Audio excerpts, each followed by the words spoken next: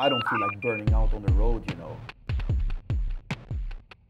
But is there for you, what was the first time maybe that you in the beginning you made things by yourself, by tapes.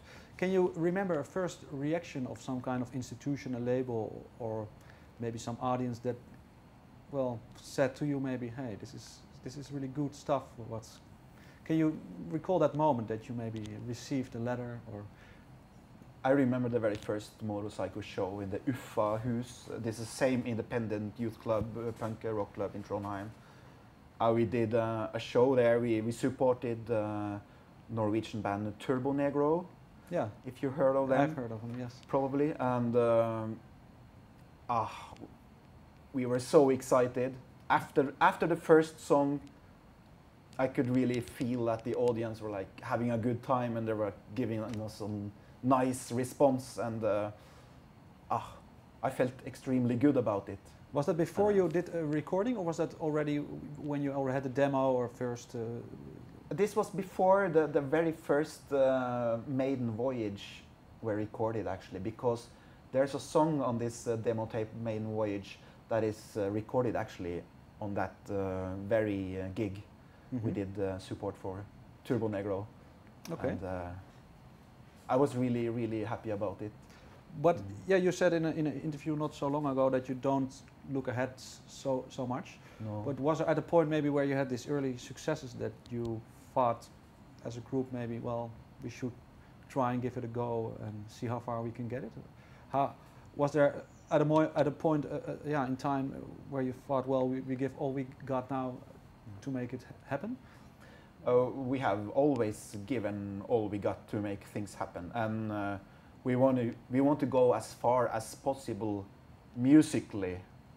I don't feel like burning out on the road, you know. I need my time off to recoup energy and put it into new compositions, and in general be able to work with Bent and Kenneth. So it's not like we're signing up a contract to be like on the road in 18 months and be like, you know, slaves for a record company. We always maintained a steady, independent course through all these years, and pretty much been able to follow our own ebb and flow. And this is crucially important to us still.